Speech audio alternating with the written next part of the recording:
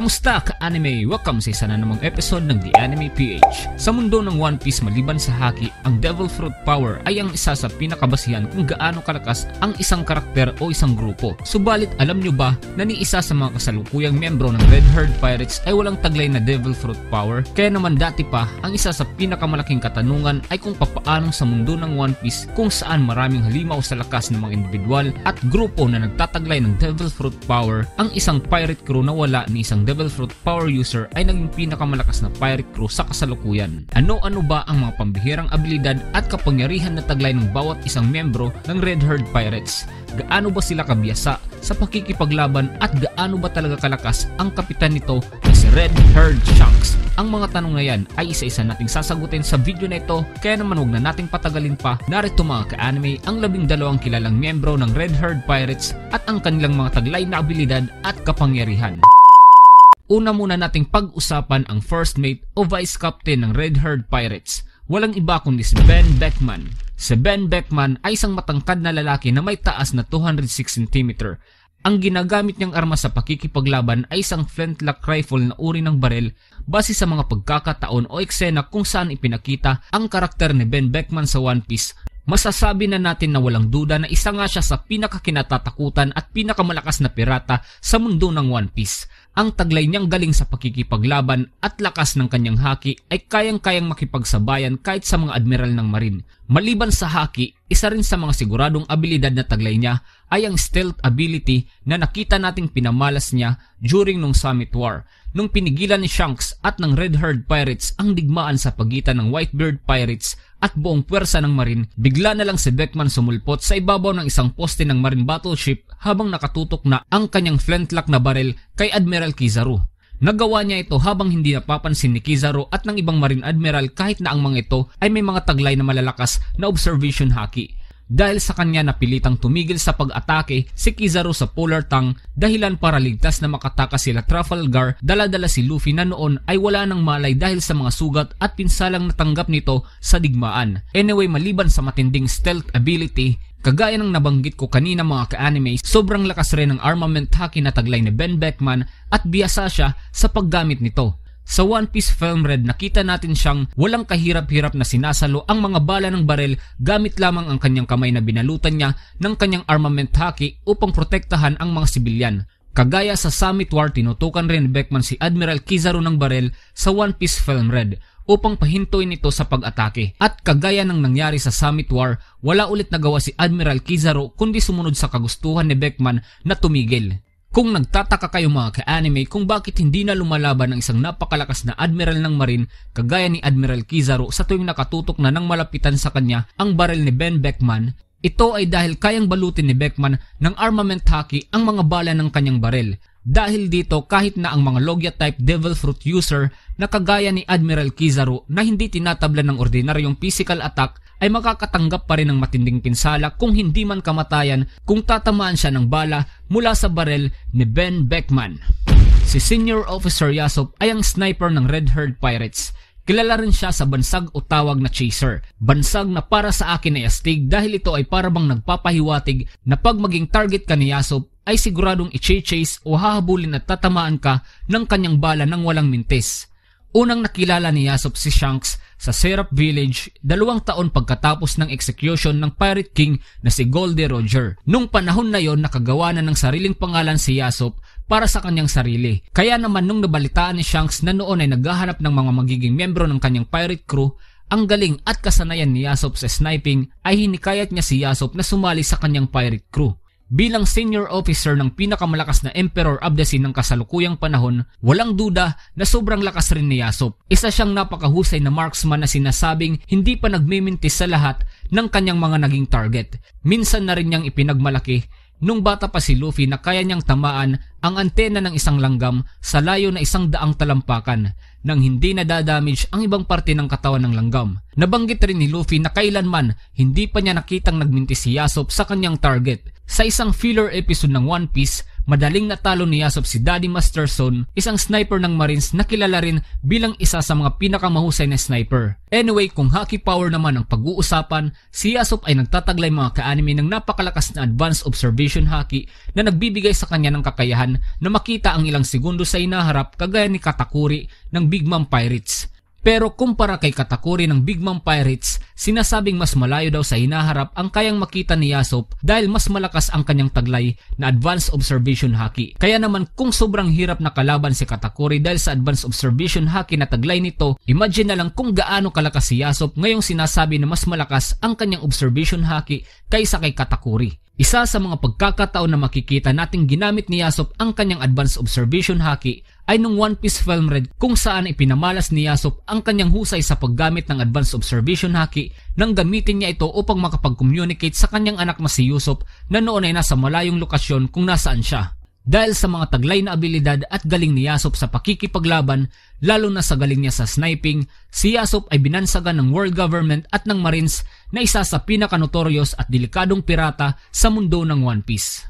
Si Senior Officer Lakiru ay ang cook ng Red Herd Pirates. Siya ay may bilog na hugis ng katawan at palagi siyang nakikitang kumakain ng karne. Bilang Senior Officer ng Red Herd Pirates, meron siyang authority sa mga lower-ranking members ng Red Herd Pirates. At bilang patunay kung gaano rin siya kalakas, kagaya ni Yasop, si Lakiru ay isa rin sa mga membro ng Red Herd Pirates na binansagan ng world government at Marines na pinaka-notorious at delikadong pirata sa mundo ng One Piece. 13 years ago, si Lakiru mga ka-anime ang nakahanap at nakakuha ng Gomu Gomu no Mi o mas kilala na ngayon sa totoong pangalan nito na Hito Hito no Mi Model Nika, ang sobrang lakas na Devil Fruit na taglay ni Luffy. Ang fighting style ni Lakiru ay tinatawag na self-bowling. Ito ay isang fighting style kung saan ginagamit niya o ni-utilize niya ang malaki at bilog niyang katawan na siyang nagbibigay sa kanya ng advantage sa laban. Ang kanyang mga muscles sa kanyang mga bente ay sobrang lakas at surprisingly flexible. Gamit ang self-bowling na fighting style, kaya niyang gawing bilog na parang bola ang kanyang katawan at magpagulong-gulong na para bang katulad ng human bullet tank jutsu ni Chuji sa Naruto. Pwede rin siyang gamitin na pang-atake ng kanyang mga kakampi sa pamamagitan ng pagsipa sa kanyang bilog na katawan na parang soccer ball kagaya ng nakita natin na ginawa nila sa One Piece Film Red. Ang estilong ito ng pakikipaglaban ay medyo kakaiba, subalit ito ay di mapagkakaila na malakas at kayang magbigay ng malaking pinsala sa sino mang tatamaan nito. Considering na may malakas na armament haki at mahusay si Lakiru sa paggamit nito, kahit na hindi pa ipinakita sa ngayon, it is very possible na pwede pa niyang mas palakasin ang self-bowling technique niya sa pamamagitan ng pagbalot sa kanyang buong katawan ng malakas na armament haki. Si Senior Officer Lime Juice ay medyo payat pero maskuladong tao. Makikilala agad siya dahil sa kanyang trademark na sombrero na merong naka-imprentang Jolly Roger. Isa rin siya sa pinakaunang miyembro ng Red Herd Pirates na miyembro na ng grupo ni Shanks 12 years ago. Bilang senior officer ng Red Herd Pirates, si Lime Juice ay merong authority sa mga lower-ranking members ng kanilang pirate crew. Isa siyang malakas na individual at ang isa sa mga abilidad na kaya niyang gawin ay ang tumalon sa hangin.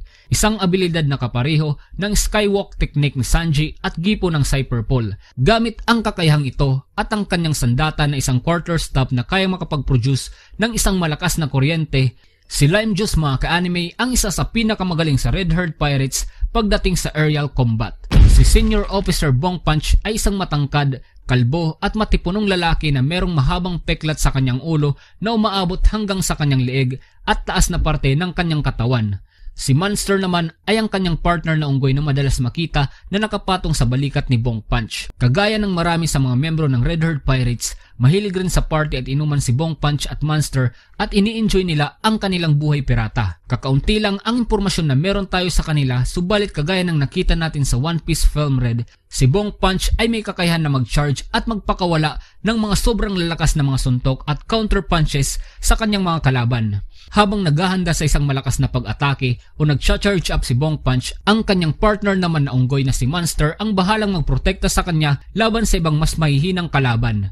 Si Senior Officer Hongo mga ka-anime ang doktor ng Red Herd Pirates. Siya ay isang lalaki na medyo payat at may dirty blonde na buhok. Meron siyang nakatahing peklat na makikita sa kaliwang bahagi ng kanyang noo. Kagaya ni Senior Officer Lime Juice, si Hongo ay miyembro na rin ng Red Herd Pirates 12 years ago. Bilang isang doktor, kagaya ni Chopper ang doktor ng Straw Hat Pirates, malawak ang kaalaman ni Hongo sa medisina at larangan ng panggagamot. At kagaya ni Chopper, kayang-kaya rin ni Hongo protektahan ang kanyang sarili at makipagsabayan sa ibang mga senior officer ng Red Herd Pirates kahit na siya ay isang doktor. Magaling siyang makipaglaban at napakapamilyar niya sa iba't ibang klase ng armas to the point na kaya niyang i-dismantle ang mga ito ng mabilisan.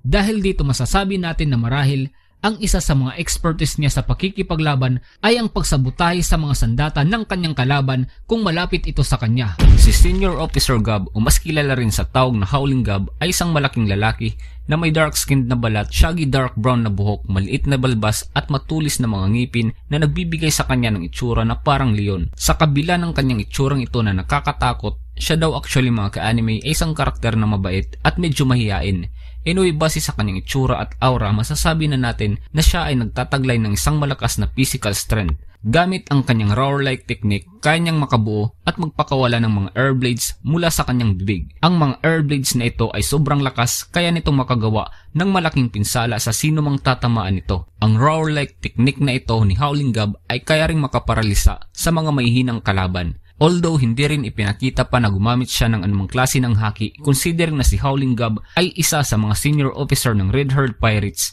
malaki ang posibilidad na marahil kaya rin gumamit ni Howling Gab ng isang malakas na haki power. Si Senior Officer Building Snake ay ang navigator ng Red Herd Pirates. Siya ay isang matangkad at matipunong lalaki na may mahabang kulay abo na buhok. Madali siyang makikilala dahil meron siyang dalawang dragon tattoo sa kanyang katawan. Isang maliit na tattoo na makikita sa kanyang kanang bisig at isang malaking tattoo na makikita naman sa kanyang kanang dibdib. Kagaya ng karamihan sa mga senior officer ng Red Herd Pirates, si Building Snake ay miyembro na rin ng pirate crew ni Shanks 12 years ago. Bilang isang navigator ng pirate crew ng isa sa mga Emperor of the Sea, masasabi natin na si Building Snake kagaya ni Nami ng Straw Hat Pirates ay matalino at maabilidad. Subalit maliban sa kanyang talino, isa rin siyang makapangyarihang individual at swordsman na biyasa sa pakikipaglaban gamit ang kanyang swordsman style na tinatawag na juggling two-sword style. Ginagamit niya ang swordsman style niyang ito habang gumagamit rin ng acrobatic moves at stamping kicks para talunin ang mga malalakas na kalaban. Si Rockstar ay isang medyo matangkad at matipunong lalaki na may maitim na balat. Kaunti lang ang impormasyon na meron tayo sa kanya, subalit isa si Rockstar sa pinakaunang miyembro ng Red Herd Pirates na hindi senior officer na ipinakilala sa atin. Una natin siyang nakita nung ipinadala siya sa barko ng Whitebeard Pirates para iabot ang isang mensahe o liham kay Whitebeard galing kay Shanks. Sa episode na yon nalaman natin na may 94 million berries na bounty si Rockstar bago ang time skip. Bounty na impressive na rin considering na isa pa lamang siyang rookie nung time na yon. Si Rockstar isang swordsman at nalubhasa sa isang estilo na tinatawag na splitting sword kung saan gamit ang sword technique niyang ito kaya niyang hiwain sa dalawa ang kanyang kalaban nang walang kahirap-hirap. Although wala na sa kasalukuyang kwento at hindi na miyembro ng Red Herd Pirates, gusto ko rin talakayin mga ka-anime ang former member ng Red Herd Pirates na si Uta. Si Uta ay ang tinagurang greatest diva in the world o pinakasikat na mga awit sa mundo ng One Piece. Siya ang adopted daughter ni Shanks at nung miyembro pa siya ng Red Herd Pirates, siya ay isa sa mga musician ng grupo. Taglay ni Uta ang isang Paramisha type devil fruit, ang Uta-Uta Numi, isang devil fruit na nagbibigay sa kanya ng abilidad na dalhin ang consciousness ng mga tao na nakakarinig ng kanyang mga awit sa isang virtual space na tinatawag niyang Uta World. Sa loob ng Uta World, sobrang makapangyarihan si Uta dahil sa virtual space na ito ay nagagawa niyang lahat ng gusto niyang mangyari o gawin hanggang sa maubusan siya ng enerhiya. Si Uta ang naging main antagonist sa One Piece Film Red kung saan gamit ang kanyang Devil Fruit power, dinala ni Uta ang napakarami niyang tagahanga sa iba't ibang parte ng mundo sa Uta World. Napakadelikado ng kapangyarihan ng Devil Fruit power na ito kung gagamitin sa kasamaan, lalo na kung ang gagamit nito ay isang sikat na personalidad at kilala sa buong mundo. Kaya naman maging ang world government ay tinangkang patayin si Uta sa pamamagitan ng pagpapadala ng maraming marine at dalawang marine admiral na sila Admiral Kizaru at Admiral Fujitora. Ang captain ng Red Herd Pirates at ang pinakamalakas na Yonko o Emperor of the Sea sa kasalukuyang panahon, walang iba kundi si Red Herd Shanks. Sa edad na 39 years old, si Shanks ang pinakabatang naging miyembro ng 4 Emperors of the Sea sa nakaraang era.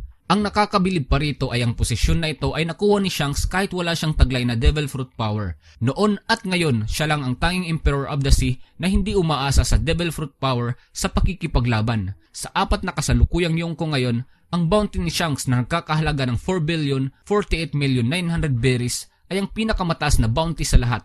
Maliban sa mga patay ng legendary pirates kagaya ni Goldie Roger at Whitebeard, si Shanks rin sa kasalukuyan ang nagtataglay ng pinakamalakas na Conqueror Saki na kilala natin sa mundo ng One Piece. Isa sa pinakabagsik na ginawa ni Shanks sa kwento ng One Piece ay ang pigilan ang nangyayaring digmaan sa Marineford sa pagitan ng Whitebeard pirates at buong puwersa ng Marine nang walang ginagawang anumang klaseng pag-atake. Nung dumating si Shanks sa Marineford gamit ang kanyang espada at armament haki, ay agad niyang pinigilan ng walang kahirap-hirap ang isang atake ni Admiral Akainu. Hiniling ni Shanks na itigil na ang gera na nangyayari dahil wala nang silbi kung ipagpapatuloy pa nila ang laban ngayong patay na si Ace at Whitebeard. Marami lang ang magbubuwis ng buhay nang wala ng saysay. That time nagtipon-tipon ang napakaraming mga halimaw sa lakas sa mundo ng One Piece. Ang tatlong Admiral ng Marine na sila Akainu, Aokiji at Kizaru at ang lahat ng malalakas na miyembro ng Marine ay nandun. Nandun rin ang mga malalakas na Division Commander ng Whitebeard Pirates at ang 7 Warlords of the Sea. Subalit lahat sila ay walang nagawa kundi sumang-ayon sa kagustuhan ni Shanks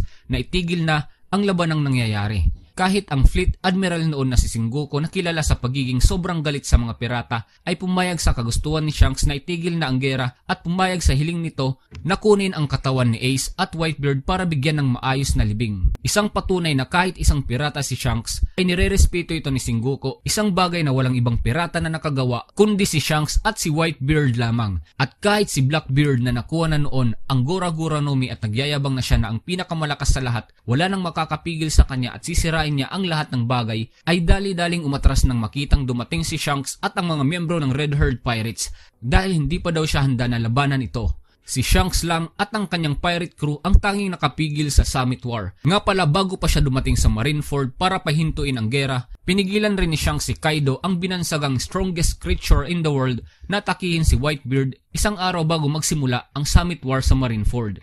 Although hindi natin nakita ang labanang nangyari sa pagitan ni Shanks at Kaido, considering na napatras niya si Kaido sa plano nito ay isa sa mga nagpapahiwatig kung gaano kalakas si Shanks at ang kanyang pirate crew.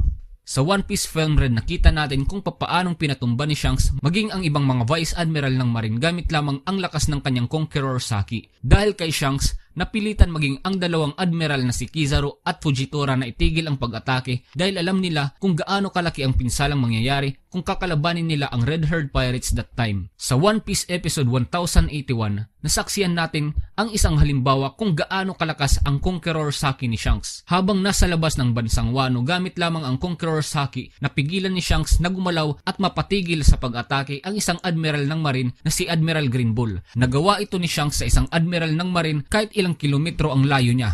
Dahil sa lakas ng haki ni Shanks, walang nagawa si Admiral Green Bull kundi umatras at itigil ang kanyang plano na atakihin at dakpin si Luffy. Sa pag-uusap ni Shanks at Whitebeard noon, nabanggit ni Whitebeard kung gaano daw ka-impressive ang mga laban o duel na nangyari sa pagitan ni Shanks at Mihawk, ang strongest swordsman sa mundo. Sa impormasyon pa lang na ito noon, ay alam na natin mga ka-anime kung gaano kagaling si Shanks sa paggamit ng espada. Kamakailan lang mas klaro nating naintindihan kung bakit maging si Whitebeard ay napabilib ni Shanks sa paggamit ng kanyang espada at kung bakit si Shanks ang dating itinuturing ni Mihawk, ang world's greatest swordsman, na isang karibal, nang masaksiyan natin sa chapter 1079 kung gaano nga kalakas at kagaling si Shanks sa paggamit ng kanyang espada. Gamit ang kanyang sword technique na tinatawag niyang Divine Departure, tinalo niya si Captain Kidd na may bounty na 3 billion berries sa isang tirahan lang. Ang kapangyarihan at impluensya na meron si Shanks ay di basta-basta, to the point na kahit ang 5 elders o Gorosei na itinuturing na pinuno ng world government at considered na pinakamataas na otoridad sa buong mundo, maliban lang kay Imo Sama, isang misteryosong karakter na ginagalang ng 5 elders, ay handang bigyan si Shanks ng pagkakataong makausap sila kahit na isa itong pirata. Sa kasalukuyang taglay na kapangyarihan at impluensya, hindi lang ni Shanks kundi ng buong Red Herd Pirates, hindi exaggeration mga ka-anime na sabihin na matapos ang panahon ni Whitebeard, ang Red Herd Pirates na ang bagong pirate crew na pinakamalapit na makahanap sa One Piece. At dito nagtatapos ang video na ito tungkol sa mga taglay na abilidad at kapangyarihan ng mga miyembro ng pinakamalakas na pirate crew sa kasalukuyan. Maraming salamat ka-anime at umabot ka sa puntong ito ng video. Sana ay nakatulong ito upang mas makilala pa natin ang mga karakter sa napakaastig na anime na ito na One Piece. Kung may gusto kayong isuggest o topic na gusto nyong talakayin ko tungkol sa One Piece ay pwede nyo itong i-comment. At syempre bilang suporta sa channel na ito ay please huwag kalimutang mag-iwan ng like at mag-subscribe kung hindi ka pa nakasubscribe. Muli, maraming salamat at shoutout sa inyo mga ka-anime.